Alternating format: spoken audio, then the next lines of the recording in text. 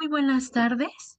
Eh, Bienvenidos al Seminario Permanente de Derecho Animal y Ambiental.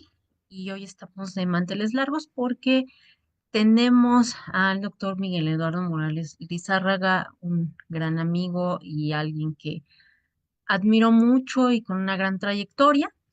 Entonces, pues me permito eh, presentarles a ustedes una breve semblanza de su trayectoria, que es muy vasta.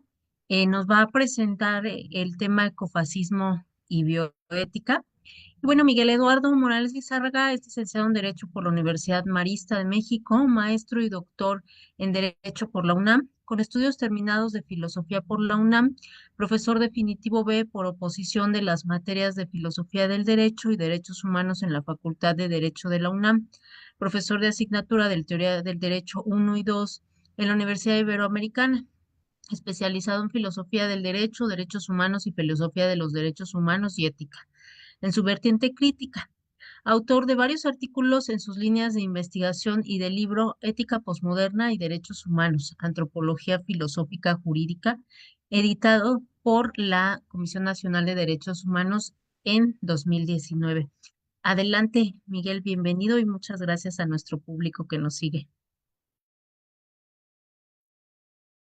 Muchas gracias, estimada Aida, por la presentación y sobre todo por la invitación a ti y al seminario, por recibirme y darme la oportunidad de expresar aquí algunas ideas. En este caso, pues, ecofascismo y bioética. Voy a compartir una sencilla presentación, con algunas ideas, que me van a servir de guía y que espero que también les sirvan de guía a quienes nos estén acompañando, conforme yo voy platicando, pues que puedan ver ahí las ideas principales.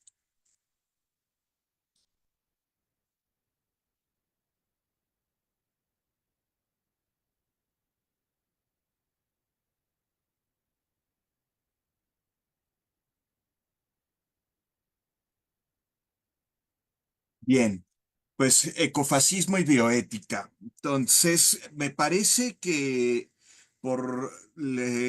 que el término ecofascismo es lo suficientemente reciente como para haber despertado en varias personas a las que les platiqué que iba a platicar de este tema. Les comenté que iba a platicar de este tema y se mostraron, a pesar de ser personas bastante cultas en términos técnicos, ¿no? En filosofía del derecho, e inclusive en áreas de bioética y derecho ecológico, perspectiva de sustentabilidad, sostenibilidad. Les pareció que más bien no conocían el término, lo cual me extrañó un poquito. Y lo que me hizo pensar fue que pues, es entonces lo suficientemente reciente como para suscitar esa reacción y ese interés. Sin embargo, el término se puso muy en boga a finales de los años 70 del siglo pasado, con la Revolución Verde. En los años 90 nuevamente volvió a estar en boga. Y ya más recientemente, el último impulso que tuvo el término, o que ha tenido el término, principalmente fue durante la pandemia de COVID-19, por las razones que tendré oportunidad de platicar en un momento. Entonces, ¿qué es el ecofascismo? Porque además el término es bastante rimbombante, ¿no? Sobre todo actualmente, que hay una batalla cultural, le llaman, una lucha nuevamente de ideologías.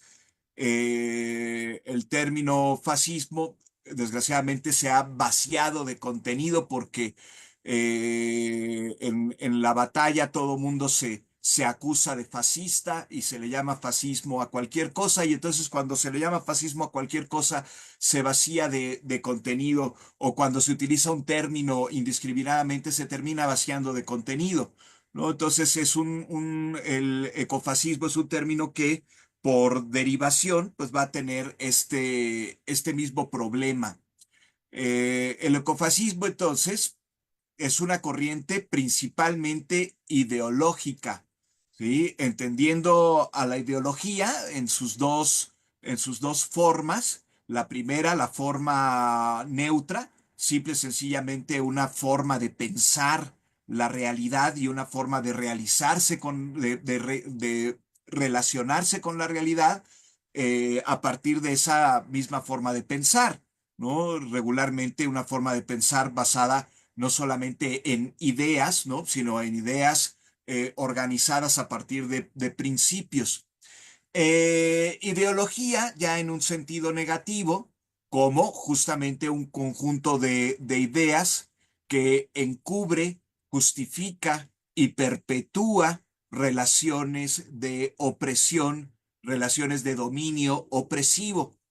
No todo el dominio es opresivo, pero ya el dominio debe de alertarnos que probablemente se corra al espectro de la opresión, ¿no? Entonces, por eso al dominio le tenemos que poner límites, regularmente límites político-jurídicos, como los derechos humanos. Entonces, bueno, pues es una ideología, una forma de pensar que combina elementos del ecologismo radical con ideas fascistas o autoritarias, promoviendo un enfoque extremista para abordar la crisis ambiental. Aquí el ecologismo radical hay que ubicarlo principalmente en ideologías que están corridas al espectro del progresismo o de la izquierda, y también hay que tener en cuenta que el fascismo es un autoritarismo, pero que no todo autoritarismo, no todo totalitarismo es fascista. Y que el fascismo, y esto es parte de la lucha que se ha tenido a últimas fechas, de que se arroja el epíteto a ambos espectros, a ambos lados del espectro político. El fascismo es un autoritarismo exclusivamente de ultraderecha, ¿sí? Entonces, se está combinando un ecologismo radical, ¿sí? Que va a estar corrido al espectro de izquierda con ideas fascistas que están corridas al espectro de la derecha. Y esto parece contradictorio, pero espero que pueda yo resolver la aparente contradicción en un momento más adelante, promoviendo un enfoque extremista para abordar la crisis ambiental. Entonces, ¿cuáles son las características y qué pseudosoluciones va a presentar el ecofascismo? Las características es que ante la degradación ambiental, ¿no? Se van a presentar una serie de soluciones, pero se piensa, ¿no? Se ideologiza que esta degradación ecológica es causada por un exceso en la población, es causada por la inmigración, por el consumismo, por la globalización, y en este sentido hay que diferenciar entre globalización y globalismo. Y entonces ahí aparecen aparentemente elementos que pueden parecer de izquierda, ¿no? Con las soluciones que se van a proponer. Las soluciones entonces están basadas principalmente, ¿no? En nacionalismo étnico, control poblacional coercitivo y supremacía de grupos de élite, principalmente élites económicas. Y como las élites económicas actualmente de manera principal o fundamental están identificadas con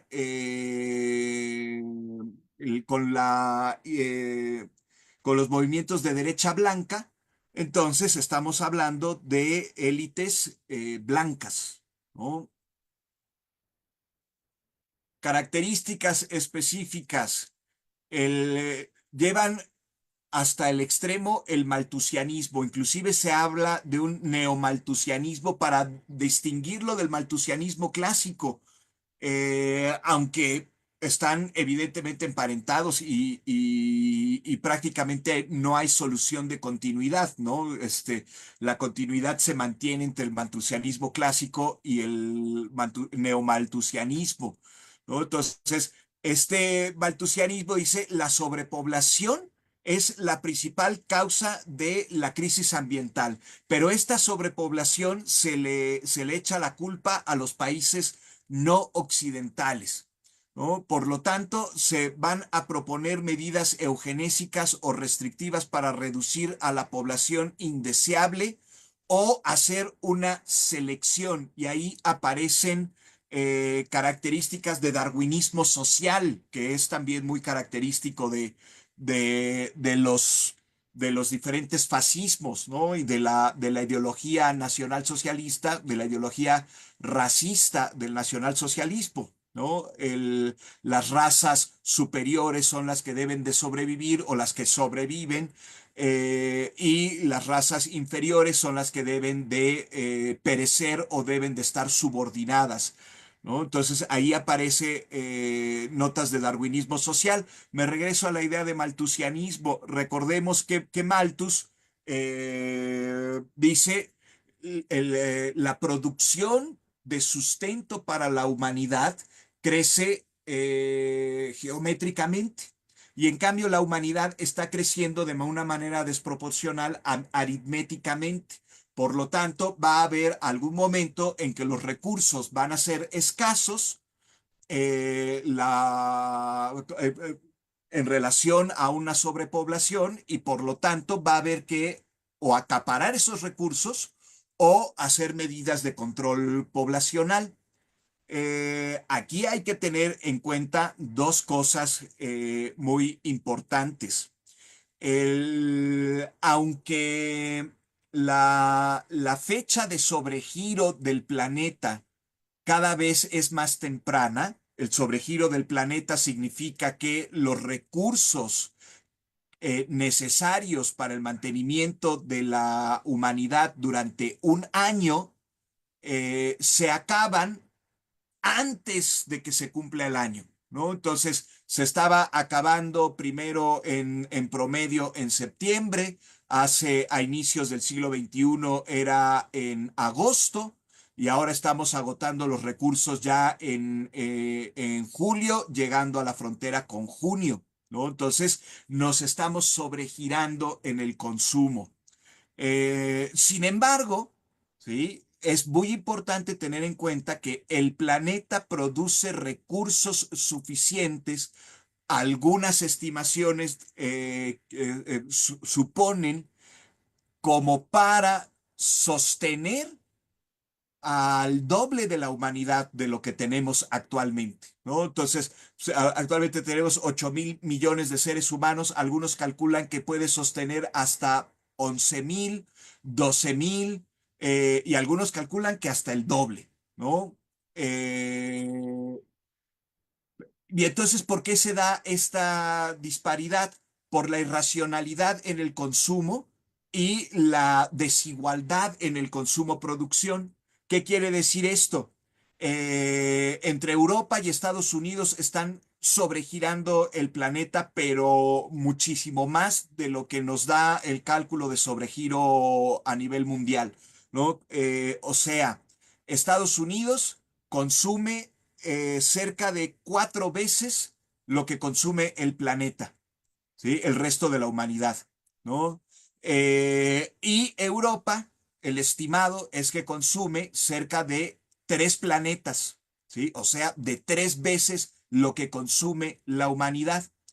Y segundo punto, muchos de esos recursos, sobre todo el cálculo que se tiene o que yo tengo registrado, que tengo ahorita en el radar, es en cuanto a alimentos. ¿sí? De los alimentos que se producen, el norte global está tirando en buen estado cerca del 40-49%, casi el 50% de los alimentos se van sin tocar a el bote de la basura. ¿Sí? Y entonces, pues todo lo que significa producir esos alimentos, ¿no? Por ejemplo, un kilo de carne significa n número de kilos muy desproporcionado, n número de kilos de pastizaje, n número de litros de agua, solamente para un kilo de carne. Pero no toda la población mundial puede consumir carne y sobre todo carne de buena calidad. Entonces la desproporción es muy grande. Por lo tanto, hablar de maltusianismo sin tener en cuenta estos datos que les acabo de proporcionar, pues justamente a la hora de proponer medidas, las medidas resultan fascistas, ¿no? Resultan excluyentes, ¿sí? Y prácticamente asesinas. Nacionalismo ecologista. Este nacionalismo ecologista sí tiene un antecedente directo, ¿no? Porque sí podemos encontrar un tipo de ecofascismo que se llama ecofascismo histórico, que se relaciona directamente con las políticas ecologistas o ecológicas del nacionalsocialismo, por lo menos de la primera etapa. ¿Sí? Después, el nacionalsocialismo en una segunda etapa va a industrializarse y va a intentar mantener una industria amable con el ambiente, pero eventualmente, sobre todo ya para cuando se declara la guerra total, pues ya va a ser el sálvese quien pueda, ¿no? Pero este ecologismo está íntimamente, este ecologismo del ecofascismo histórico está íntimamente relacionado con su ecología, perdón, con su ideología racista. O sea, está relacionado con la idea del espacio vital, o sea, el espacio vital para los alemanes. Los alemanes necesitan expandirse, ¿sí? Y tienen derecho a expandirse porque son la raza superior, y necesitan expandirse, pues para desarrollar toda su capacidad y toda su potencia, y de ahí el anexionismo y el imperialismo que desarrollaron. Y también relacionado con la idea de sangre y tierra, que era otro de los motes, de los lemas del nacionalsocialismo. Sangre y tierra, o sea, pureza de sangre y pureza de tierra, ¿no? Y para que haya pureza de tierra, tenemos que purificar la tierra de las razas inferiores. Y ojo, hay que tener muy en cuenta que estas ideas no eran exclusivas de los alemanes nacionalsocialistas, ¿sí? Eran ideas que estaban flotando en el ambiente, ¿sí? Ideológico de todo el mundo occidental de la época, o sea, Inglaterra, y Estados Unidos también reproducían estas ideas. Recordemos la idea de América para los americanos que se ha vuelto a poner de moda con Trump. ¿Sí? América para los americanos significa solamente los blancos. ¿Sí? Los blancos, pietistas, vamos a exterminar al resto de los nativoamericanos para tener nuestra tierra, porque ese es el destino manifiesto. Y lo mismo pensaba Inglaterra, pensemos en el colonialismo y el imperialismo inglés alrededor del mundo, ¿no? Entonces, no son propias nada más de países que enarbolaron la bandera del fascismo de manera expresa. Los países que se autodenominaban liberales, democráticos y luchadores por la libertad, también tenían estas ideas detrás. Eh, el ejemplo es que en la actualidad el movimiento alt-right, que buena parte de este movimiento está detrás de Donald Trump y del supremacismo blanco de Estados Unidos, ¿no? Alt-right es la derecha alternativa, ¿no? Pero es alternativa a la derecha democrática de Estados Unidos, o sea, es la ultraderecha republicana, ¿no? La que representa Donald Trump. Están intentando impulsar un proyecto ecofascista o un proyecto ecologista en una región que le llaman Cascadia, que está compartiendo entre tres estados, Washington y otras regiones, este, donde quieren aventurar este proyecto de un ecologismo, pero blanco, ¿no? Completamente blanco, de supremacismo blanco. Se usa el discurso de salvar nuestra tierra para justificar políticas y prácticas xenofóbicas, ¿no? Entonces, ciertas naciones o etnias tienen derecho natural sobre los recursos, excluyendo a inmigrantes o grupos marginalizados. El autoritarismo verde, y aquí vamos a tener dos grandes vertientes.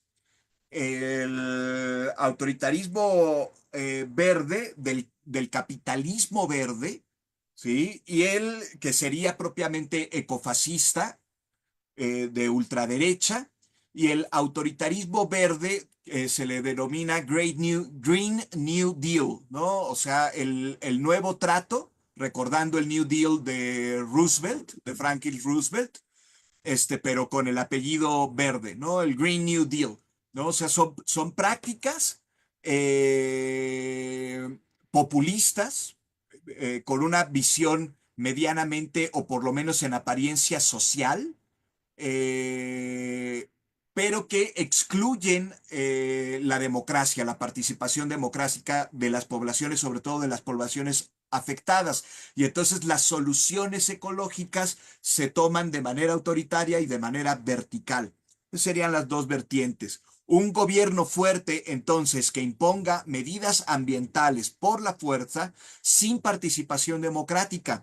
Pero ojo, tiene que ser una democracia radical.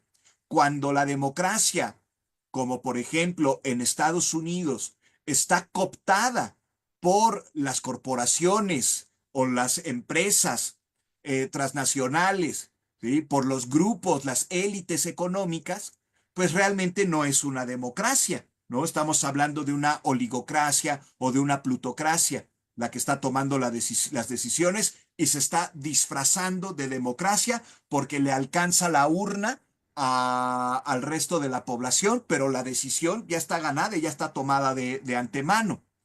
Eh, entonces hay que tener cuidado con esta idea de la participación democrática porque la democracia no está resultando, ¿no? Entonces tiene que ser democracia radical, radicalizar la democracia.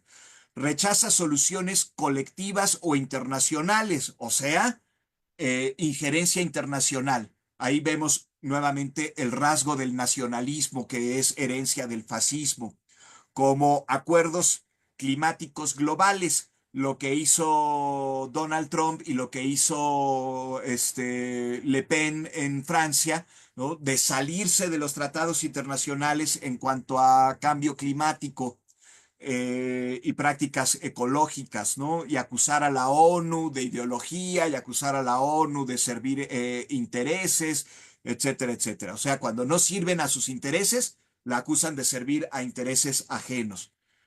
Eh, y romantización de un pasado mítico. Esta es una característica también heredada del fascismo clásico, ¿no? Cuando los nazis se denominaban la raza aria, ¿no? Más bien el vocablo es arya, y arya significa noble en sánscrito. Y se utilizaba en la antigüedad del Mahabharata, ¿no? El de la Gran Baratra. Recordemos que la India ha cambiado su nombre oficial por Baratria, ¿no? Recordando, ¿no? La Baratra mítica y la gran Baratra de los textos védicos. En este pasado, eh, ciertos grupos tribales guerreros invaden la India, sojuzgan a las poblaciones autóctonas y establecen el sistema de castas y el sistema religioso ideológico que se conserva después de cerca de 3 milenios, se conserva en la actualidad. Y entonces a esta clase conquistadora superior de origen desconocido, pero se asume que es indoeuropeo, ¿no? Se le llamaba la raza Arya. Y los alemanes nacionalsocialistas eh, asumen o quieren hacer creer, construyen el mito de que están emparentados con esa tribu de guerreros y que por lo tanto pues son puros y que son todo ese tipo de cosas. Bueno, entonces hay una romantización de un pasado mítico. Se idealiza, en el caso ya específico del ecofascismo, se idealiza a sociedades preindustriales o culturas ancestrales, a menudo europeas, como modelos de pureza ideológica, ignorando su contexto histórico real. Aquí hay que tener en cuenta que algunas de las soluciones que se plantean en contra del ecofascismo es el retomar algunas formas de relación de comunidades ancestrales, comunidades originarias o comunidades indígenas, ¿sí? Aprender cuáles eran sus formas ancestrales de relación, retomarlas, ¿sí? Para intentar paliar los efectos del ecofascismo y de la crisis ambiental y climática. Entonces, la solución, esta solución que se propone es buena siempre y cuando no se idealice a estas poblaciones que también tienen sus propios problemas. No hay que idealizar a las comunidades indígenas. Hay que aprenderles lo bueno, que tienen mucho de bueno que aprenderles y que ha sido oprimido, que ha sido relegado por el coloniaje que sigue existiendo, el clasismo que sigue existiendo, pero tampoco hay que idealizar, ¿no? Eh, Conspiracionismo y enemigos externos sería otra característica del ecofascismo, igual que en el fascismo clásico histórico, ¿no? Que culparon a los judíos, que culparon a los gitanos, que culparon a los polacos, que culparon a los eslavos, que culparon a las razas degeneradas de los males que estaban viviendo, principalmente la crisis económica que estaba atravesando Italia y Alemania en su momento. ¿Sí? Actualmente se culpa a grupos específicos, principalmente migrantes, corporaciones extranjeras, al multiculturalismo y al integracionismo cultural, ¿no? Hay una vertiente alemana de ecofascismo contemporáneo que inclusive propugna por la no mezcla de culturas y habla de un concepto muy interesante tomado de la termodinámica de la entropía cultural, ¿no? Entonces, dice, si permitimos el multiculturalismo, va a haber una mezcolanza tal que las culturas se van a diluir, se van a homogenizar y la homogenización cultural es la muerte de la cultura, ¿no? Y entonces se culpa al multiculturalismo también de la crisis ambiental en lugar de culpar específicamente al verdadero culpable del problema, ¿no? El sistema económico global de un capitalismo de consumo extractivista, adictivo, ¿no? De consumo adictivo y de extractivismo ilimitado, ¿no?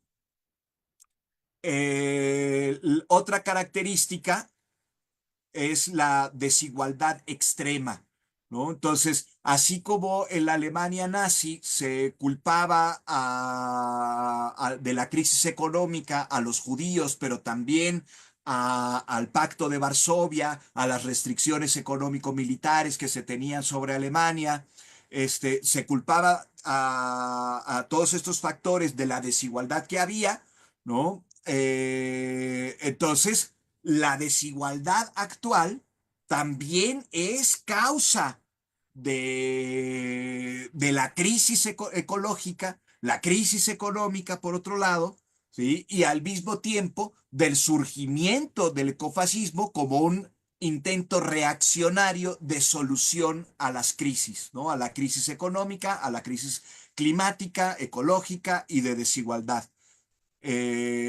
social y económica.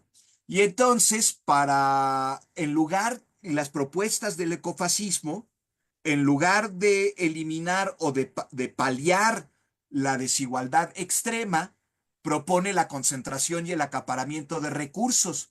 Si hay desigualdad, ¿sí? Y el agua y el alimento no está alcanzando para todos, pues privaticemos el agua, ¿no? Y entonces hay movimientos sociales de reivindicación de derechos, ¿no? En el caso de Latinoamérica, los movimientos del nuevo constitucionalismo latinoamericano, principalmente el boliviano. Recordemos que en 2010, en la dictadura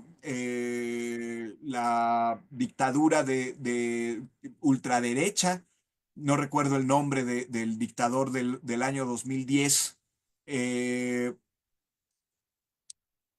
hace contratos con empresas transnacionales para privatizar el agua, ¿no? Y entonces los grupos, principalmente grupos indígenas, ¿no? Que viven del ámbito rural, ¿sí? Y que viven del agua, empiezan a hacer sistemas de captación de lluvia y la policía los empieza a reprimir porque le están haciendo fraude a la ley y en lugar de comprarle agua a las empresas, están captando libremente la lluvia, ¿no? Entonces eso llevó a una crisis social muy grande que casi termina en un estallido revolucionario. Deponen al dictador, se lleva a las empresas transnacionales abusivas a corte de justicia internacional y por fortuna pierden las empresas, las expulsan y no las indemniza el pueblo boliviano, ¿no? Hay una película muy interesante, muy bonita, que refleja este problema que se llama También la lluvia, ¿no? Queriendo reflejar que también la lluvia se las querían quitar, ¿no? Otro caso similar se da en España cuando se intenta prohibir ante el aumento de las tarifas la privatización total o casi total de la electricidad, que también afecta a México, ¿no? En esa privatización, las empresas que privatizan en España la distribución, la producción y distribución de electricidad, pues son las mismas que hicieron los pactos, los acuerdos aquí en México, ¿no? Se conservó de fronting a CFE, pero detrás están Iberdrola y están estas empresas españolas, ¿no?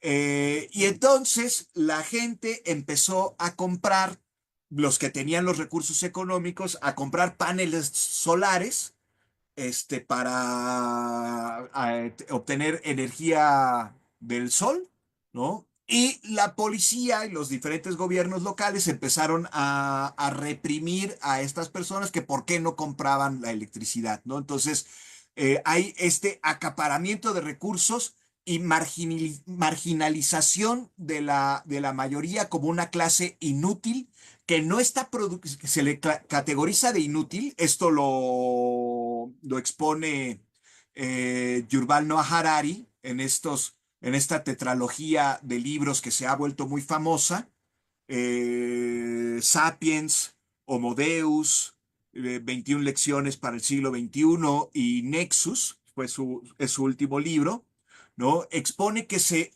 en esta construcción de enemigos, ¿no? Se estigmatiza a la mayoría empobrecida como una clase inútil que no trabaja lo suficiente, que no produce lo suficiente, y si no produce, ¿por qué va a participar en el consumo de los recursos? Por lo tanto, si no produces, no consumes, ¿sí? Y acaparamos los recursos para que tú no consumas o consumas solo en la medida en que produces, ¿no? Es un corolario de esta idea de que el pobre es pobre porque quiere.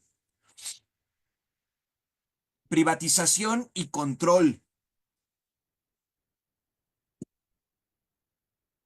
Las crisis se aprovechan, las crisis económicas recurrentes, ¿no? En el capitalismo las crisis económicas pues son prácticamente cíclicas, ¿no? Cuando Estados Unidos entra en recesión, el mundo tiembla porque significa que va a buscar un nuevo enemigo y que se va a lanzar a la guerra, porque Estados Unidos, después de la Segunda Guerra Mundial, nunca detuvo su economía de guerra, ¿no? Hay un informe muy famoso de Víctor, se me cuatrapea el nombre porque es medio impronunciable, Víctor Lebowitz, me parece que es, ¿no? Eisenhower, al término de la Segunda Guerra Mundial, pregunta a los economistas que lo auxiliaban qué hacer con el consumo de guerra, ¿no? Dice,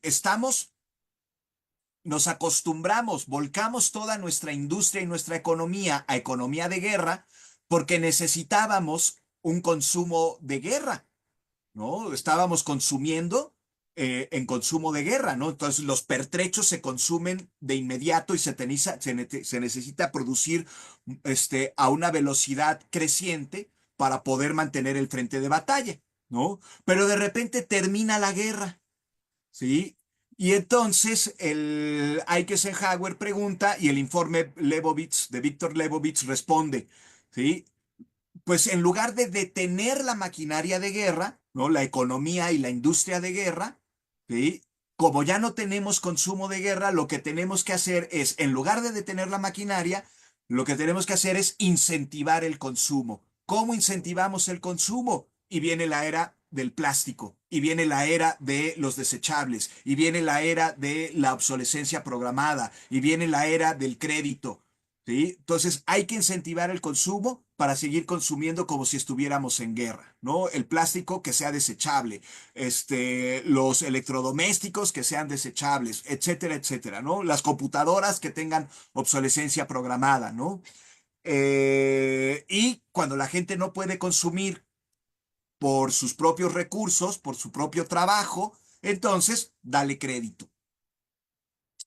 Y entonces las crisis se aprovechan, estas crisis cíclicas, ¿no? 2008, la última gran crisis del capitalismo, se aprovechan para privatizar bienes comunes, ¿sí? Esto lo explica muy bien Naomi Klein en ese famoso libro de la doctrina del shock y fortalecer el poder corporativo. Entonces recordemos que el fascismo si bien tenía una retórica anticapitalista y antiliberalista, ¿sí? Y tenía en su nombre la palabra socialismo, ¿sí? Nunca favoreció a los trabajadores, abolió los sindicatos, prohibió la huelga, quitó derechos laborales y hizo una alianza con las élites económicas, con las corporaciones económicas de su tiempo, ¿no?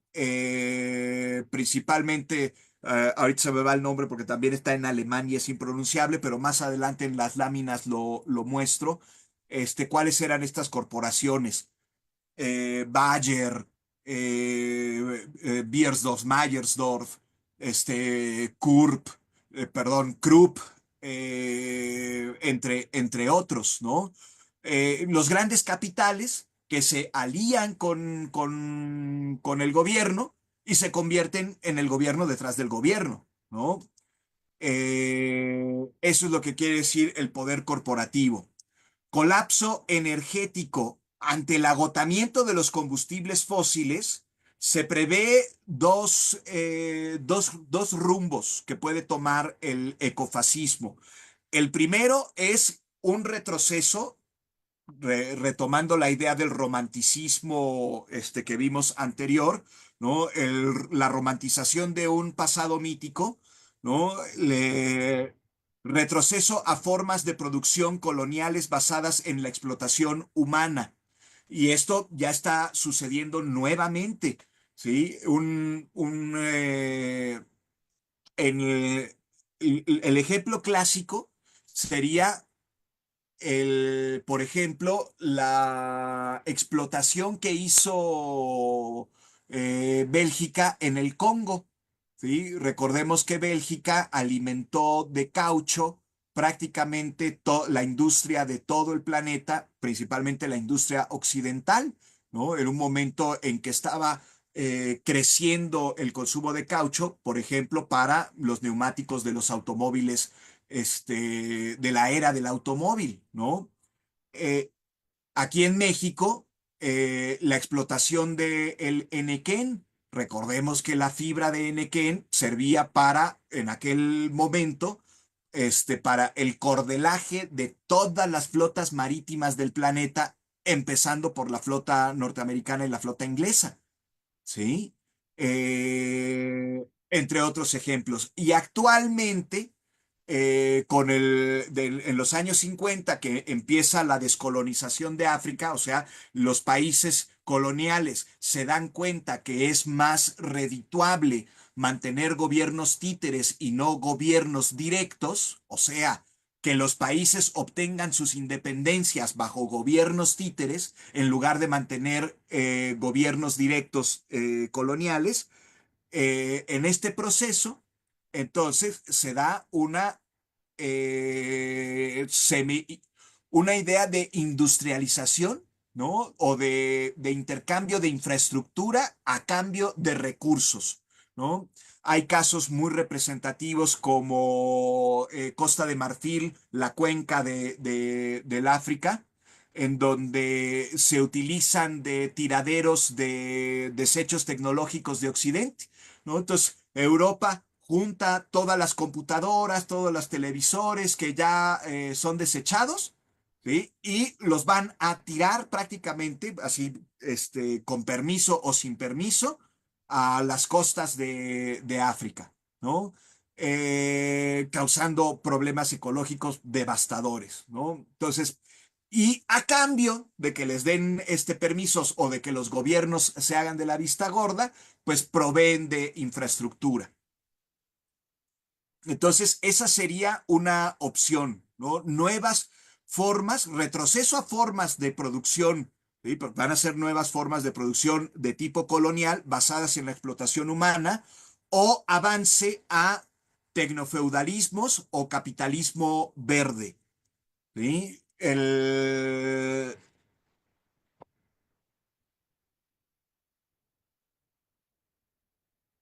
Los antecedentes, entonces, ya los mencioné, ¿no? Evidentemente, pues el antecedente del ecofascismo.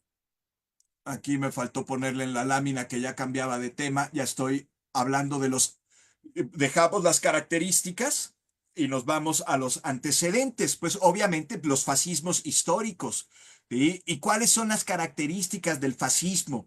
¿Sí? Para evitar confusiones, las confusiones del pleito ideológico que hay actualmente, ¿sí? Sobre todo en redes sociales. Los rasgos de autoritarismo, ¿sí? Obvio, el fascismo es un autoritarismo, pero no todo autoritarismo, no todo totalitarismo es un fascismo, ¿sí? El fascismo va a tender al nacionalismo, al racismo y a la colaboración con élites económicas o corporativismo. Se suele confundir el corporativismo con la organización social en corporaciones. Por ejemplo, a la hora de prohibir los sindicatos, el nacionalsocialismo obliga a los trabajadores a unirse en una corporación que era también en alemán impronunciable, que era una corporación que reunía a todos los trabajadores y que los obligaba pues a hacer lo que el régimen quería, ¿no? La SS era otra corporación, la Gestapo era otra corporación, entonces se suele confundir el corporativismo del fascismo con estas corporaciones, que también lo es, pero principalmente estamos hablando de élites económicas. El ecofascismo combina la crisis ecológica, cambio climático, agotamiento de recursos con políticas autoritarias basadas en autoritarismo, nacionalismo, racismo, clasismo, marginación económica, y estos rasgos que acabamos de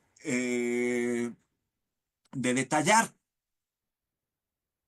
Específicamente, el ecofascismo no es negacionista, aunque hay negacionismos que se están caracterizando por ser también ecofascistas. Y entonces vamos a tener dos tipos de ecofascismos en términos generales, en sentido estricto y en sentido amplio. En sentido estricto, el ecofascismo son intentos de solución a la crisis económica, ¿sí? Intentos de ecologismo, pero un ecologismo fascista, reaccionario, ¿sí? Y por otro lado, el otro tipo de ecofascismo en términos generales sí va a ser negacionista, o sea, lo que está haciendo Donald Trump, ¿sí? No existe cambio climático, no hay antropoceno, no hay agotamiento de recursos, más bien la gente es floja y no trabaja por obtenerlos, y por lo tanto podemos seguir la explotación ambiental sin problemas, ¿no? Y debemos de seguirlas para mantener el sistema económico, ¿no? Entonces, pensemos, por ejemplo, en Bolsonaro. Afortunadamente ya se detuvo la explotación del Amazonas, ¿no? El Bolsonaro mandó los bulldozers a talar hectáreas, grandes cantidades de hectáreas del Amazonas, ¿sí? No solamente para proveerse de recursos madereros, sino para poder establecer industria extractivista de recursos minerales, sobre todo de los minerales que actualmente se necesitan urgentemente para la industria tecnológica, ¿no? O sea, metales raros como el litio, ¿no? Que tanto pleito causó en Bolivia con estos golpes de Estado, estas intentonas de golpe de Estado que hubo en Bolivia para intentar acaparar, entre otras razones, intentar acaparar el litio, ¿no? Que le tiene echado el ojo entre Donald Trump y Elon Musk. Entonces, principalmente el ecofascismo no es negacionista de los problemas ecológicos, aunque hay un fascismo que sí es negacionista de los problemas ecológicos. Entonces, en sentido estricto, el ecofascismo en sentido estricto no es negacionista, reconoce que sí hay crisis, pero propone soluciones excluyentes, violentas, reaccionarias. Los antecedentes obvios de los que ya hemos estado tratando, pues son el nacionalsocialismo alemán. Hitler promovió políticas ecológicas, por lo menos en la primera etapa del nacionalsocialismo de 1933 a 1939, antes de la guerra. Protección de bosques, promover el vegetarianismo, el propio Hitler era vegetariano, promover la no industrialización, la protección del ámbito rural como un ámbito clásico, germánico, etcétera, ¿no? Y la expansión del espacio vital y esta idea que ya platicamos de la pureza racial, sangre y tierra. El colonialismo occidental, genocidios, esclavitud, explotación de recursos, ¿no? Recordemos el libro famoso de Eduardo Galeano, que algunos han querido ridiculizar y algunos han creído ver en algunos comentarios del propio Galeano que se retractaba de las ideas de su libro. No, se retractó de la forma en que lo escribió, no de las ideas. ¿sí? Y sobre todo, no de los hechos históricos que estaba explicando. ¿Sí? Las venas abiertas de América Latina, por un lado, ¿sí? El extractivismo brutal que hubo en América. Pensemos también en la historia de las repúblicas bananeras, que algunos otros también intentan minimizar, ¿no? La Fruit Company, que establece dictaduras en América Central y en Latinoamérica en general, pues que sean afines a los intereses económicos de las compañías, ¿no? Lo que le hicieron a Cuba, ¿no? También estas compañías extractivistas, convirtiéndola prácticamente pues en una colonia de extracción de recursos, ¿no? Principalmente la zafra, ¿no? Y en África, ¿no? En África, diamantes, en África, metales preciosos, piedras preciosas, el caucho del Congo, que ya les platiqué, el reparto colonial africano de 1846, que todavía no permiten que África tenga gobiernos autóctonos nacionalistas, ¿no? Si bien el nacionalismo siempre tiene peligros de convertirse en autoritarismo fascista, ¿no? Porque justamente del fascismo es una de las características del nacionalismo. En el caso africano, ¿sí? Algunos especulan que políticamente sería deseable que hubiera gobiernos nacionalistas para poder oponer resistencia al colonialismo que sigue ejerciendo las potencias europeas.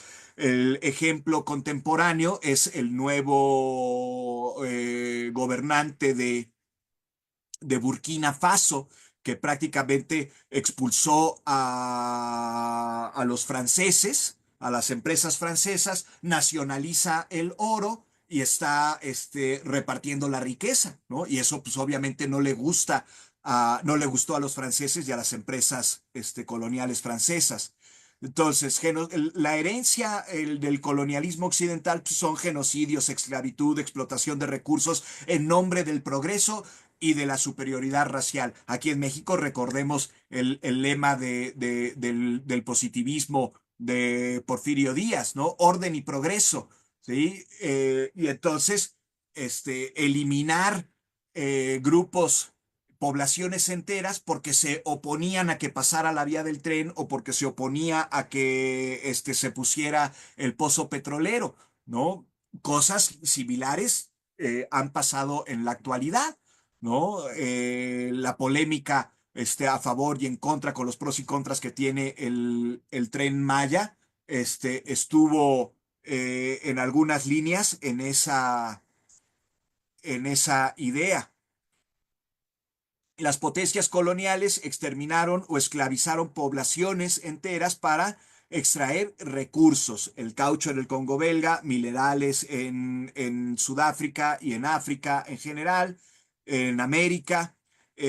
Hoy corporaciones y estados podrían repetir ese patrón o están repitiendo ese patrón bajo el pretexto de la sostenibilidad.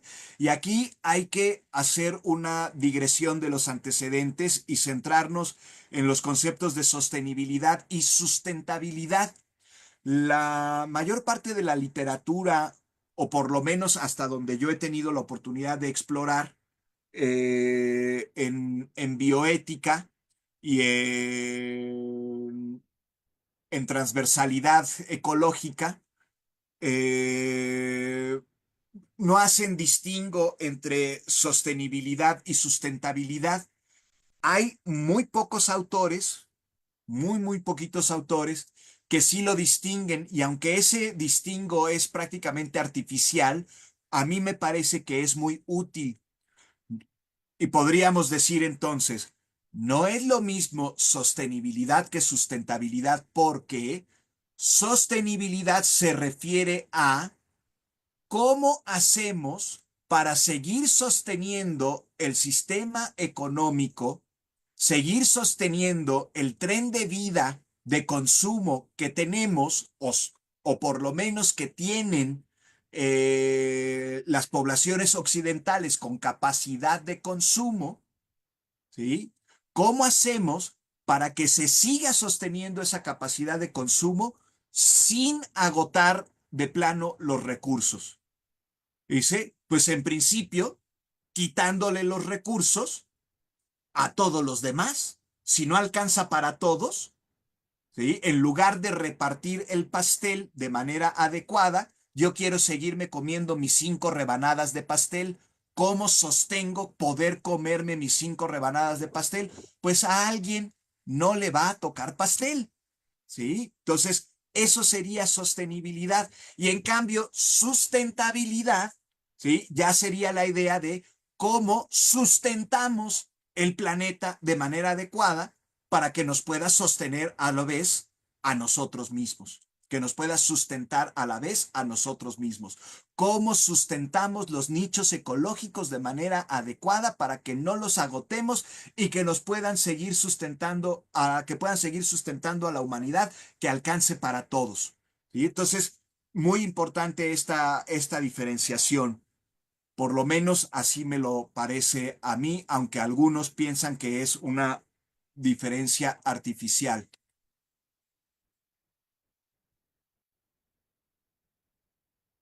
Eh, Colaboración estructural, Estado-capital. ¿Sí? Esta es una característica fundamental del fascismo. Pensemos que en Estados Unidos los patrones de Donald Trump pues, no es el pueblo estadounidense, no son los votantes blancos empobrecidos que votaron por Trump bajo la promesa de hacer América grande otra vez y que los sacase de la pobreza. ¿Sí? Ese es el discurso, ¿sí? Y es el mismo discurso que tenía el nacionalsocialismo y por eso utilizaron el término socialismo, ¿sí? Porque como era muy popular el socialismo entre los trabajadores, porque tenían la idea de que el socialismo los iba a sacar de la pobreza, pues entonces utilizaron el término, ¿sí? Pero no son los que realmente mandan.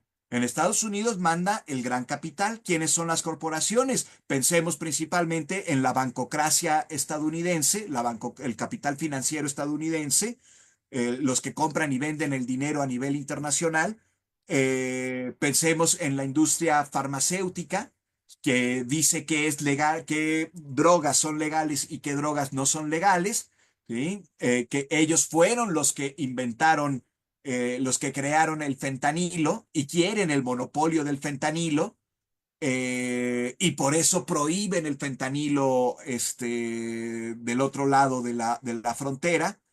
Y pensemos también en la industria armamentista que tanto dinero le proporciona a las élites. ¿Sí? Entonces, esta Asociación Nacional del Rifle, ¿sí? Es la que se ha encargado de hacer lobby en el Congreso, y que actualmente tiene a su mejor representante, Donald Trump, para evitar que pasen propuestas de ley para controlar las armas con las que los norteamericanos están matando a sí mismos en sus propios colegios, ¿no? Matando a sus jóvenes en sus propios colegios. Entonces, hay una colaboración estructural entre Estado y capital, ¿no? En los fascismos clásicos, aquí está el nombre de la empresa IG Farben o Fiat en Italia, ¿no? Ford en Argentina, en la Argentina de la, de la dictadura, de las dictaduras de los años 70 y 80, ¿no? Ford participó activamente reprimiendo a sus propios trabajadores y dando pitazo de cuáles de sus trabajadores andaban metidos en malos pasos, ¿no? Y proporcionó inclusive también terrenos para que se hicieran ahí prisiones clandestinas, ¿no? Centros de detención clandestinos. Hace una década fue condenado a nivel internacional, Ford Motor Company Argentina, por crímenes de lesa humanidad durante la dictadura argentina. Entonces, hay un apoyo empresarial. En la Alemania nazi y en la Italia mussoliniana, las élites industriales y financieras respaldaron a los regímenes fascistas para suprimir movimientos obreros, garantizar beneficios económicos y evitar las revoluciones socialistas. Ejemplo, los grandes conglomerados como IG Farben, era un conglomerado, una corporación que reunía otras corporaciones, principalmente químicas, Bayer a la cabeza. Esta otra empresa que causó un desastre en Union Carbide, inglesa principalmente, pero que tenía capital, intereses alemanes, se benefician de trabajo de mano de obra barata, trabajo esclavo y expansión y de la expansión militar. Privatizaciones y control estatal. Aunque el fascismo promovía un discurso antiliberal, en la práctica fortaleció la propiedad privada de la élite y monopolios bajo un marco de economía dirigida por el Estado. El ecofascismo contemporáneo relacionado con esta idea de los fascismos clásicos, entonces, ante la crisis ecológica, las élites globales podrían y están haciéndolo ya, adoptando medidas autoritarias para proteger recursos escasos. ¿Sí? Aquí en México, solamente por movimientos sociales de base autóctona, de base indígena principalmente, le hemos ganado la partida a algunas de estas corporaciones, ¿no? Pensemos que FEMSA en Chiapas se está tomando el agua y se las está regresando como refrescos a las poblaciones autóctonas chiapanecas, ocasionando una epidemia de diabetes en algunas de estas poblaciones. ¿No? O en Mexicali, que querían poner una cervecera, acaparando el agua, ¿no? Pensemos también en Grupo México y sus asociaciones con empresas mineras, sobre todo empresas mineras de cielo abierto, que le dicen a las poblaciones indígenas que tienen la desgracia de tener recursos minerales en sus territorios ancestrales, quítate que ahí te voy. ¿No? Y no me importa si esa tierra te sirve para sembrar y para comer, o si de ahí siembras y vendes lo que siembras para que comamos todos los demás, yo voy a hacer una mina a cielo abierto, ¿no? En beneficio de minorías privilegiadas, excluyendo o reprimiendo a poblaciones que se van a considerar como sobrantes. Entonces, el ecofascismo va a estar muy representado, o podemos detectarlo muy evidentemente o hacerlo evidente con las alianzas oligárquicas. No es impulsado solamente por grupos ultrarradicales neonazis, ¿no? Son grupos políticos que están logrando llegar al poder, ¿no? La alternativa alemana en Alemania, que Elon Musk les dio la palmadita en la espalda, Le Pen en Francia, etcétera, ¿no? Estamos viendo que estos grupos no son marginales, no son los clásicos skinheads, botas negras, no, son grupos muy organizados con una ideología muy persuasiva, muy organizada. En Australia hay un ejemplo de una masacre, la masacre de Christchurch en 2019, en donde el manifiesto de quien comete la masacre,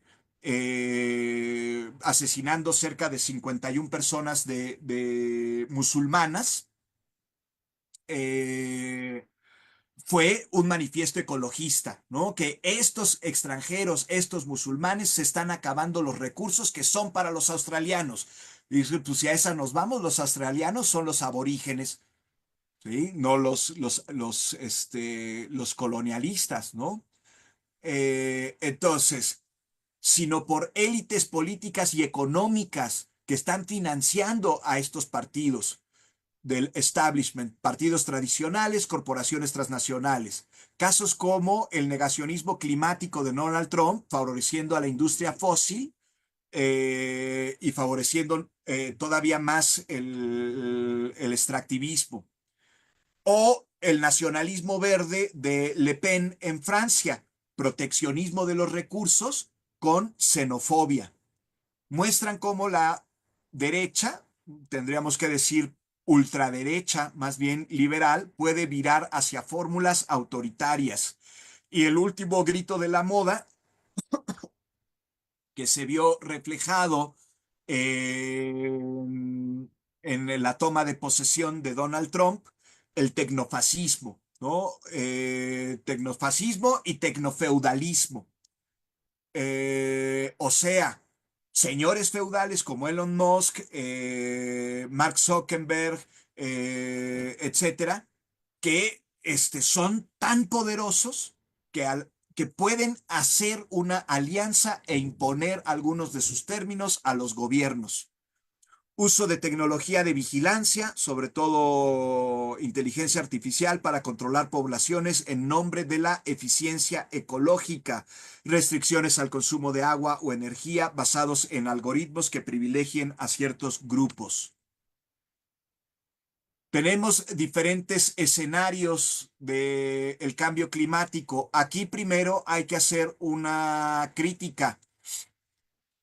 Los problemas climáticos hay que verlos en su interdependencia con los problemas ecológicos.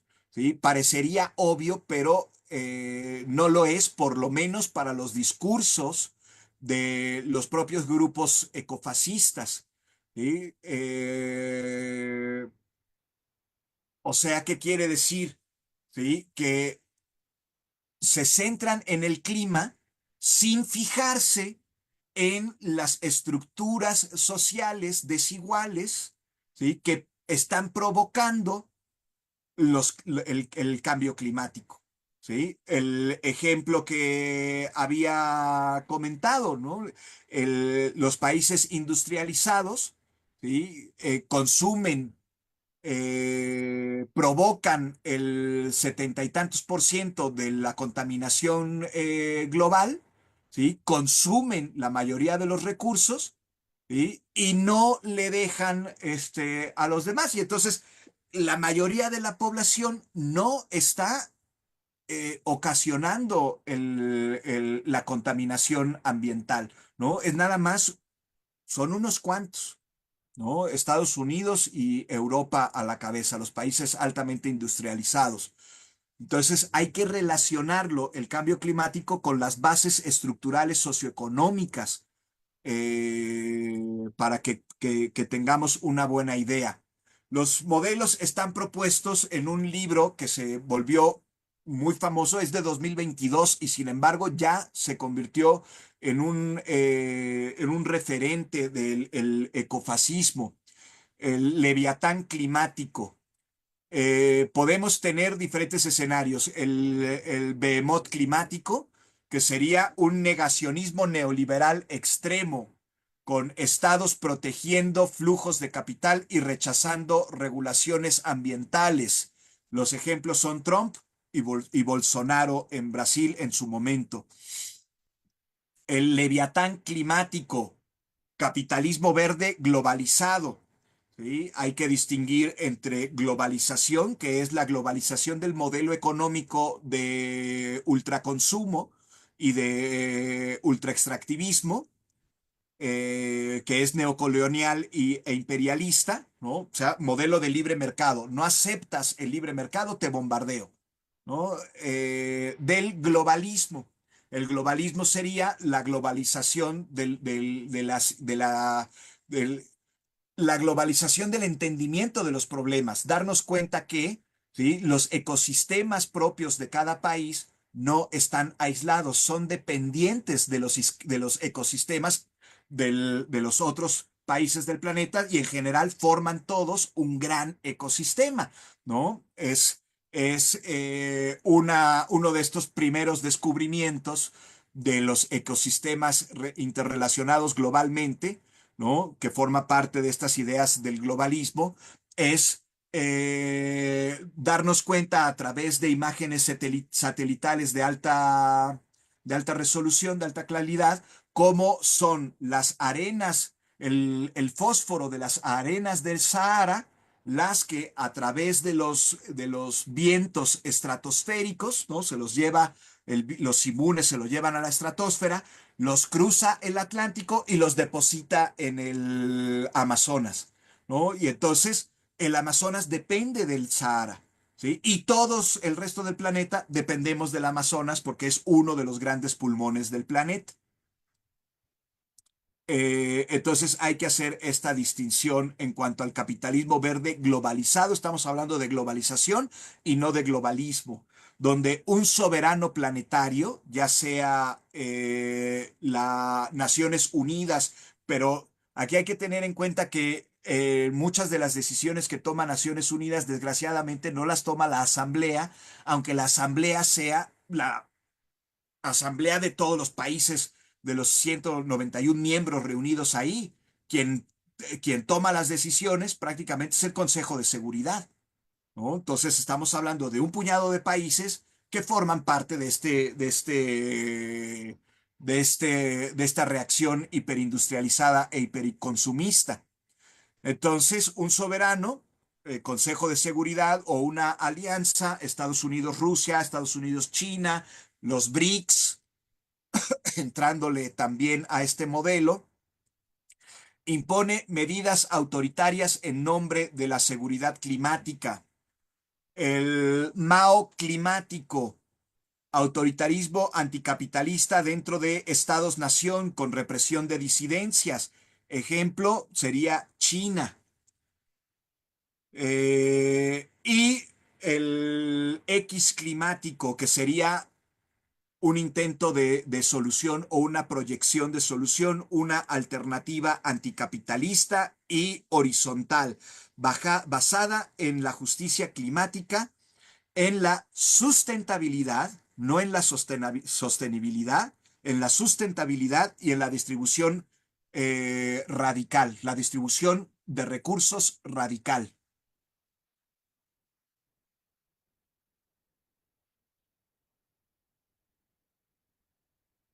Injusticia climática y responsabilidad histórica. ¿Por qué está surgiendo o resurgiendo el ecofascismo en sus dos vertientes? Desigualdad en la contaminación, ¿sí? No solamente en emisiones contaminantes, principalmente de CO2, sino de todo lo demás. ¿Sí? De todo lo demás, contaminación tecnológica, contaminación de plásticos en el mar, los giros oceánicos, el parche en los giros oceánicos, los 5 giros oceánicos que hay en el planeta, principalmente el del Pacífico, Pacífico Norte, es prácticamente del tamaño de Texas, ¿no? Una isla flotante de plásticos y de microplásticos que ya entraron a la cadena alimenticia. Entonces, ¿quiénes están provocando esto? Pues principalmente son los países que consumen más, ¿sí? Obviamente también los otros países, por ejemplo, el ejemplo de la cuenca africana que les comenté, ¿sí? Cuando la Europa llega a tirar sus desechos tecnológicos a las costas, lo que hace la población pobre es recoger estos desechos, ¿sí? Y, entre otras cosas, agarrar, por ejemplo, los cables. ¿Sí? Pero para pelar los cables de manera rápida y no estar ahí sentados pelando cable por cable para poder juntar el cobre y otros metales, ¿sí? Y poderlos vender, ¿sí? Lo que hacen es incinerar los cables para incinerar el plástico. ¿Sí? Y eso causa una contaminación del aire y una contaminación de la tierra brutal. Esa contaminación de la tierra termina filtrándose al agua, filtrándose a los mares y destruyendo la capacidad de pesca que tienen las mismas poblaciones. Y entonces los que se dedicaban a la pesca tienen que dedicarse a pepenar estos metales de la tecnobasura, eh, repitiendo el ciclo, ¿no?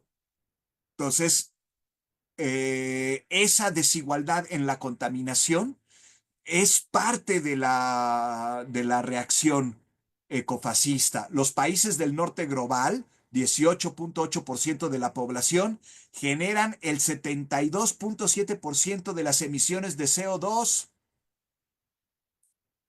Entre Estados Unidos, la Unión Europea, China, lideran las emisiones actuales y la contaminación actual.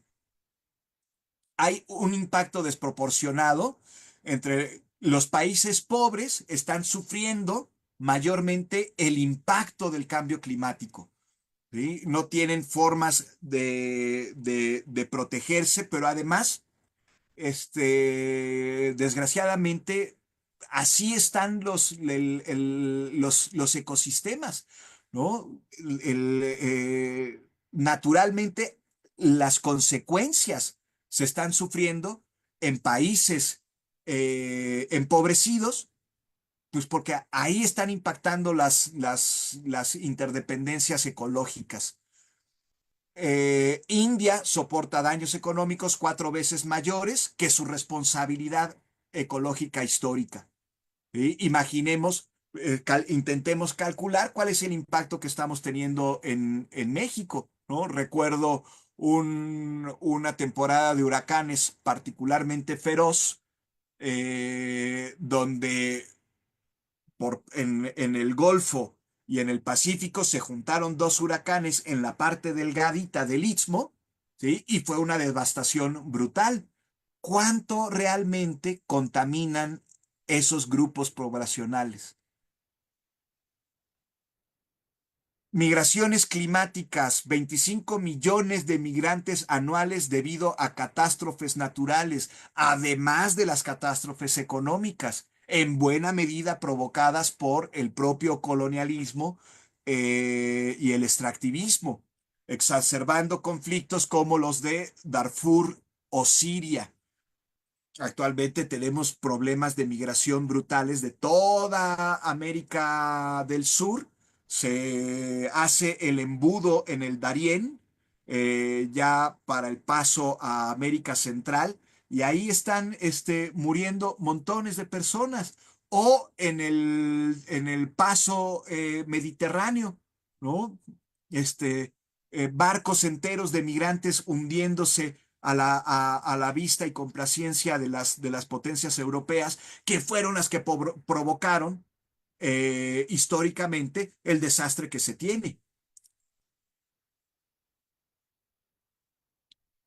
Las élites, crítica al ecofascismo, las élites responsables del colapso buscan imponer soluciones autoritarias que castigan a los menos culpables, ¿sí? En lugar de ver qué es lo que ellos tienen que hacer para reducir su huella ecológica, ¿sí? Están culpando a los que menos huella ecológica tienen porque en principio ni siquiera tienen capacidad de consumo.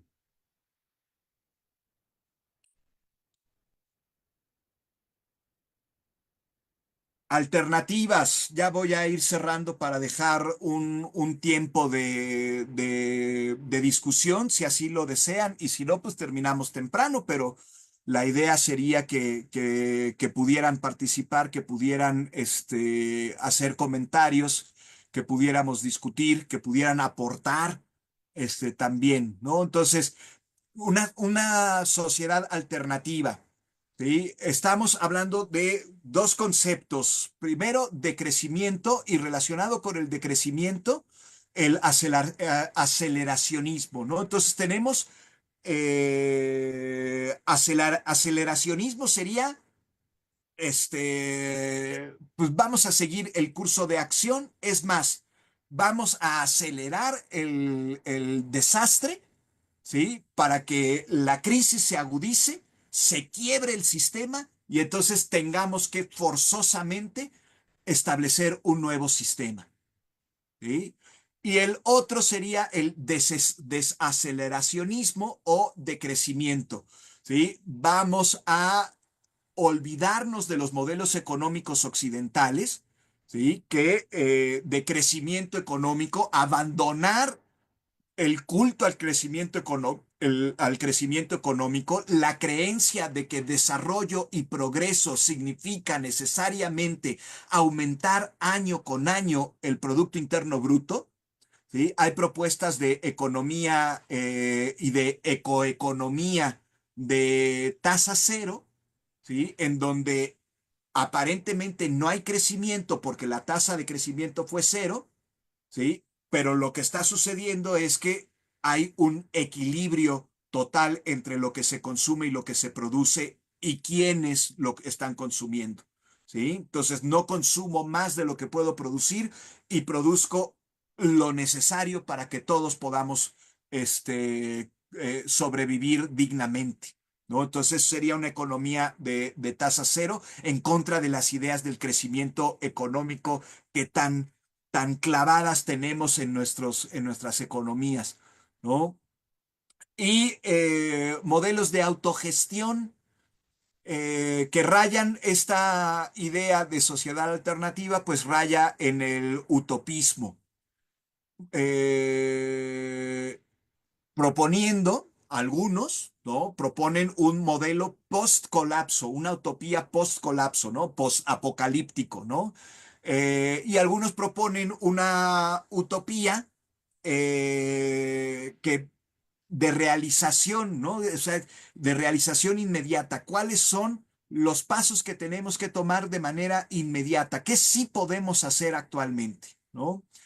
Entonces, 7 tareas clave se proponen en cualquiera de los dos modelos, ¿no? Pero principalmente en el decrecionismo, ¿no? Y en el desaceleracionismo. Abandonar el culto al crecimiento económico, reducir megalópolis y fomentar, apoyar el campo, ¿sí? Sería una idea como de industrializar el campo, pero no es exacta la palabra que quiero usar de industrialización del campo, sino de fomentar el espacio rural, la vida rural digna y la producción rural. ¿Sí? Porque de hecho, de ahí nos mantenemos. Las megalópolis no se mantienen del campesino. ¿Sí? La comida que nos llega a nosotros nos llega de los campesinos. Entonces hay que apoyar el campo, la agroindustria. O hacer urbanismo verde, ¿no? Ya hay muchas propuestas de este tipo como edificios ecológicos con materiales sustentables. Aquí en México tenemos, en Ciudad de México tenemos la fachada ecológica del GEA, este hospital en zona de hospitales en Ciudad de México, que tiene una fachada que absorbe dióxido de carbono y purifica el aire devolviendo oxígeno, ¿no? Las azoteas verdes, huertos urbanos, etcétera.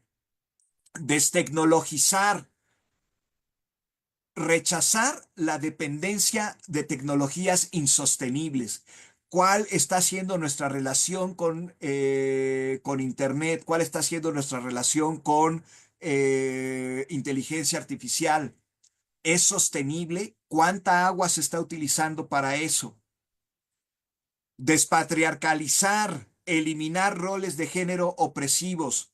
Aquí es muy importante darnos cuenta que el ecofascismo está íntimamente relacionado con el patriarcalismo, ¿sí?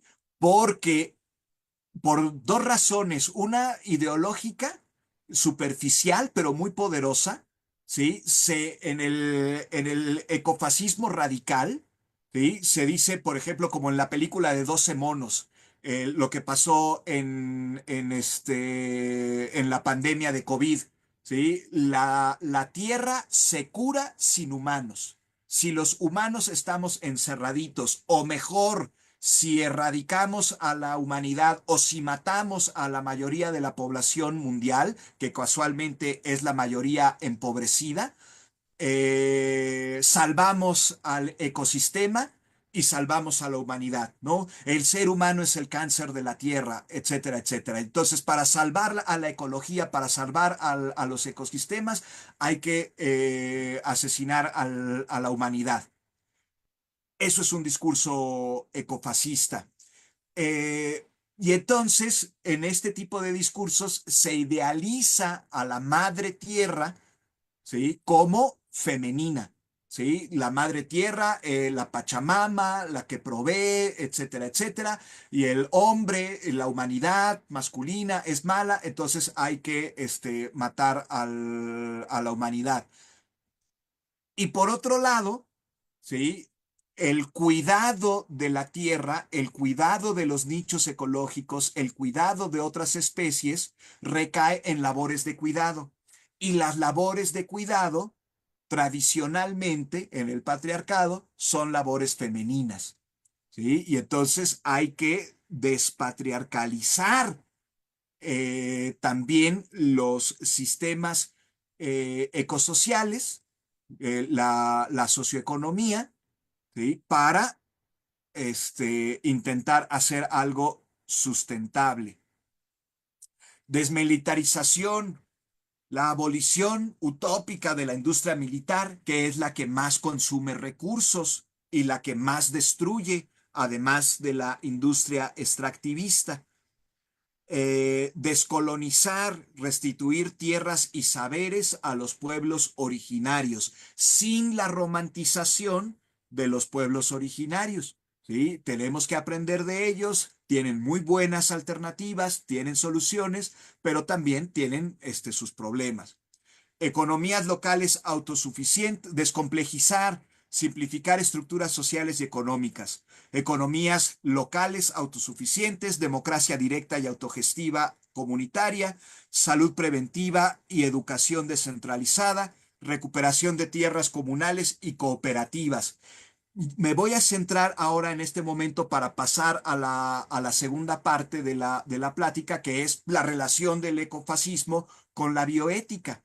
¿Sí? Aunque me parecería que podría parecer que es obvia porque estamos hablando de ecología, de ambientalismo, la idea está en con la bioética, la idea en la ética, el énfasis en la ética, cuáles son las soluciones que nos podría aportar la bioética y entonces lo relaciono con democracia directa y autogestión comunitaria, con una democracia radical, una democracia participativa radical, no una oligocracia o plutocracia disfrazada de democracia. No sé, hay por ahí propuestas y yo he coqueteado con ese tipo de propuestas de constitucionalizar los principios de la bioética principialista, ¿no? Los que son más conocedores que yo de la bioética, como la doctora Aida San Vicente, ella sabe que existen diferentes tipos, diferentes ramas de bioética o diferentes tipos de bioética, ¿no? La tradicional, la clásica, es la bioética principialista y esa es la que yo específicamente conozco. No conozco adecuadamente las otras, ¿no? Pero se coquetea con la idea de constitucionalizar los principios de la bioética, asimilándolos a principios ético-jurídicos fundamentales. O sea, a los principios ético-jurídicos fundamentales serían los derechos humanos o derechos fundamentales, ¿sí? Hacer que los principios de la bioética sean derechos fundamentales, sean principios constitucionales, ¿sí? Y que por lo tanto se conviertan en ejes transversales por principio de transversalidad e irradiación, se conviertan en ejes transversales de todo el quehacer constitucional y de toda la maquinaria estatal, ¿no? De todas las instituciones de los estados. Y entonces tendríamos por lo menos 9 principios de bioética, además de los 4 clásicos localizados por Beauchamp y Childress, perdón, que son los principios de bioética que en un primer momento se centraban en medicina y después se trasladaron al campo de la ecología y el medio ambiente. Yo creo que habría que trasladarlos también al campo de los derechos humanos, pero con la intención de bioetizar los sistemas jurídicos, ¿sí? Bioetizar los sistemas políticos, ¿sí? Actualmente dividimos el derecho en diferentes ramas, ¿no? Y tenemos el derecho civil, el derecho penal, el derecho mercantil, el derecho de tratados, del comercio exterior, derecho internacional público, derecho internacional privado, etcétera, etcétera, etcétera. Y una de esas ramas es el derecho ambiental, ¿no? Entonces, la idea de bioetizar el derecho, de constitucionalizar los principios, sería ambientalizar todo el derecho, o sea, que el derecho ambiental no sea nada más una rama del derecho, sino que todo el sistema jurídico, y tendría que ser a nivel global, utopía, todos los sistemas jurídico-político-estatales estuvieran transversalizados por la idea de la protección al medio ambiente, ¿no? Derecho al medio ambiente digno y protección al medio ambiente. O sea, el derecho ambiental sería todo el derecho, no nada más una rama del derecho. Entonces, estos 9 principios, los principales, sería el principio de respeto a la dignidad de todo ser vivo, ¿sí? O principio de fin en sí mismo, teniendo en cuenta que la totalidad de la Tierra es un ser vivo. Esto ya está también entrando en la ética contemporánea, no solamente en la bioética, sino en la ética general y la ética aplicada contemporánea, y a través de la ética al derecho con diferentes tipos con diferentes formas de pensar la justicia, ¿no? Pensemos en el congreso que hubo hace poquito en FESACatlán de justicia compasiva, ¿no? La justicia compasiva está centrada en la idea del cuidado existencial, el cuidado esencial, el cuidado radical y la consideración radical, ¿sí? Entonces, ser considerado, no solamente ser considerado con el prójimo, mi igual, porque también es de mi misma clase socioeconómica y es de mi misma raza o color de piel, es tomar en consideración la totalidad de la Tierra, la totalidad del ecosistema planetario, entendiendo que todos los elementos son interdependientes y están interrelacionados y que por eso es un sistema, un ecosistema. Entonces, hay que tomar en cuenta o considerar la totalidad de la Tierra como un ser vivo en sí mismo. Este principio lo encontramos en el padre fundador de la bioética, Fitzgerald. Respeta a todo ser vivo, en principio como un fin en sí mismo, y trátalo, si es posible, como tal. Y dice en principio como un fin en sí mismo porque es evidente que tenemos que comer. Pero una cosa es tener que comer y otra cosa es infligir un sufrimiento cruel, indigno de nosotros los humanos como especie en la industria alimentaria, por ejemplo, en la industria cárnica, ¿no? Una mediación entre esos extremos. Principio de sindéresis sistémico.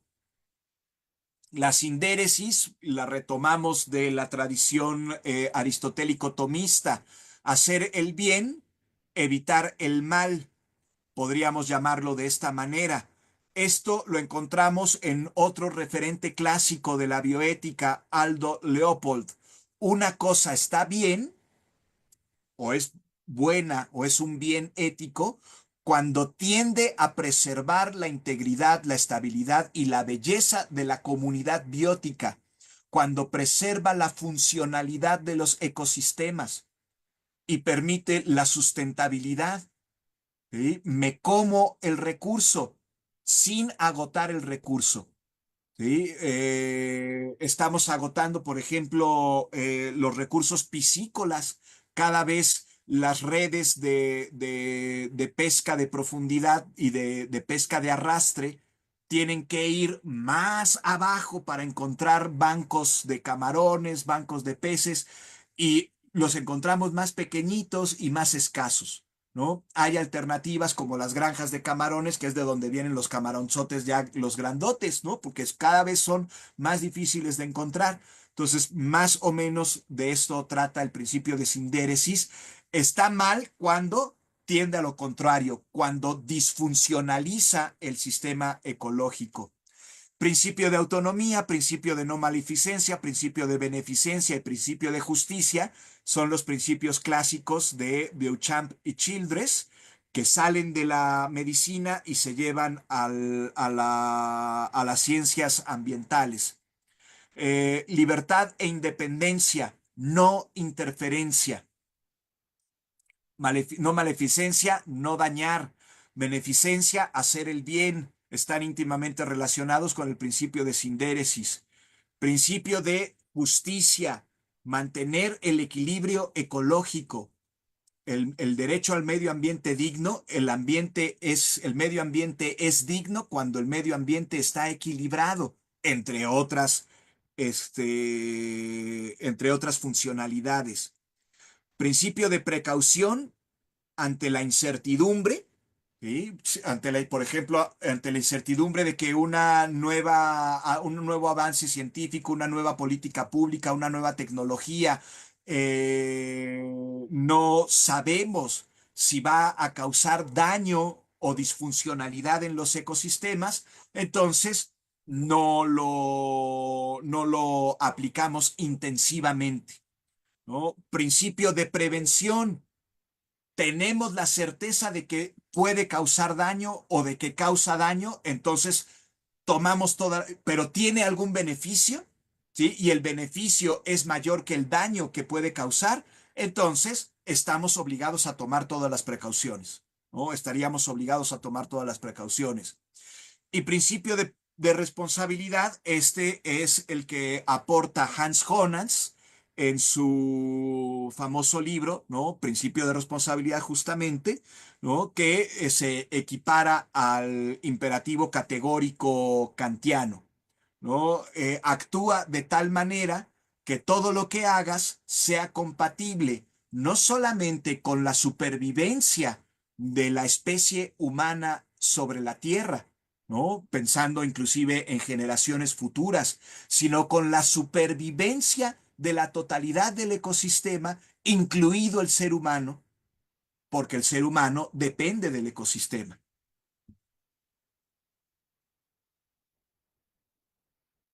Y la bibliografía que utilicé, ya con esto termino, Janet Viel, Peter Stodermeyer, Ecofascismo, Lecciones sobre la experiencia alemana, de 2019, Barcelona, editorial Virus, Font Oporto Pablo, un artículo muy reciente de 2025, Ecofascismos, Colonialidad y Crisis Ecosocial, Sustratos, Contextos, Causas y Detonantes. Esto es un artículo de una revista de la Universidad Complutense. Moreano, es Miriam, si mal no recuerdo. Moreano, ecofascismo, uno de los peligros del ambientalismo burgués. ¿Sí? Entonces hay que tener cuidado. El propio ambientalismo no puede ser ambientalismo blanco o ambientalismo burgués. Tiene que ser un ambientalismo interseccional y transversal, o sea, con participación de todos los involucrados, principalmente de los más afectados. ¿Sí? Ejemplos de ambientalismo burgués sería el programa de reducción de emisiones por deforestación y degradación forestal de Naciones Unidas. Otro ejemplo sería el movimiento que nació en Inglaterra, que se llama Extinction Rebellion, que es ambientalismo blanco, clasista. Un ejemplo de ambientalismo no burgués interseccional y transversal sería Jazz Unidos, que es un movimiento de la Amazonia ecuatoriana, donde las propias comunidades, no solamente comunidades indígenas, sino los pobladores de uno de los nichos ecológicos con más biodiversidad en el planeta, que tiene la desgracia de tener yacimientos petrolíferos. Y entonces, pues se unieron estos pobladores para intentar evitar el desastre ecológico, el extractivismo. Entonces, a eso nos referimos con evitar los peligros del ambientalismo burgués. Francisca Silva Hernández, Principio de Prevención y Principio Precautorio en Materia Ambiental. Carlos Taibo, un libro de 2022 muy importante, Ecofascismo, una introducción. Y otro clásico que ya les había comentado, Joel Wainwright y Geoff Mann, Climate Leviathan, A Political Theory or Our Planetary Future, de editorial Verso londinense. Y con esto termino. Muchas gracias por su atención. Dejo de compartir.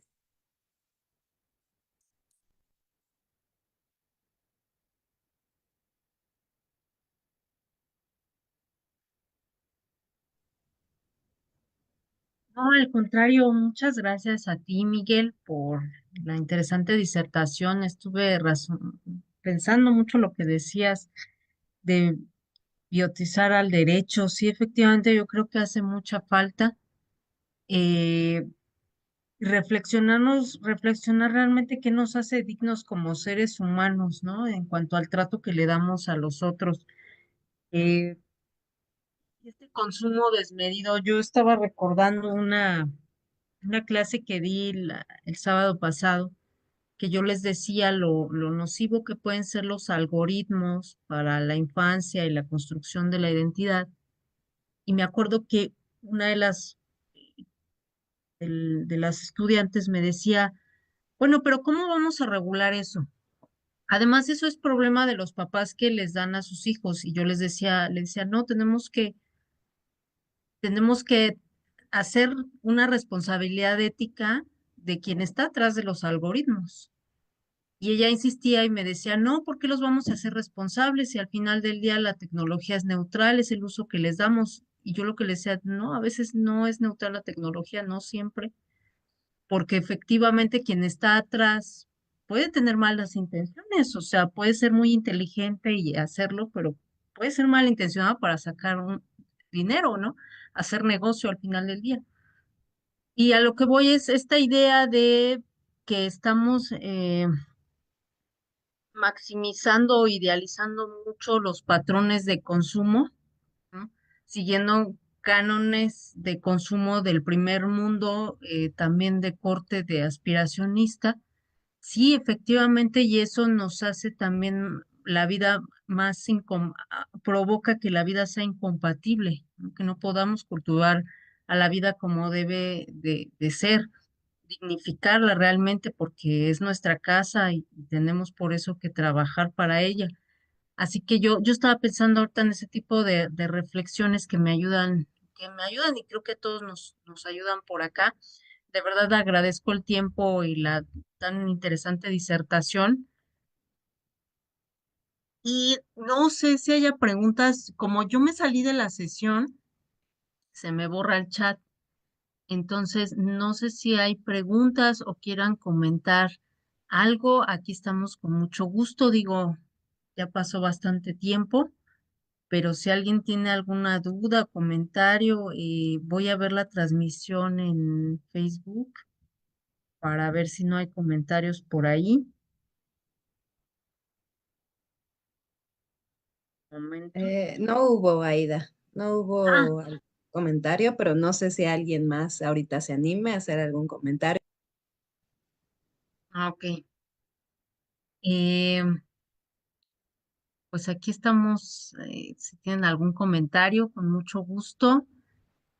En lo que piensan, bueno, les voy dando el token Eh, el token, recuerden, tienen que contestar la actividad en la plataforma y el token es O99SH. Lo voy a escribir en el chat por cualquier situación. Y es O, recuerden, no le van a poner cero, es O99SH. Con ese para que puedan obtener su constancia, ¿sale? Y bueno, si no hay dudas o comentarios para que también descanse nuestro disertante, porque se cansa uno de hablar, no crean que no, y de pensar, sí se cansa uno.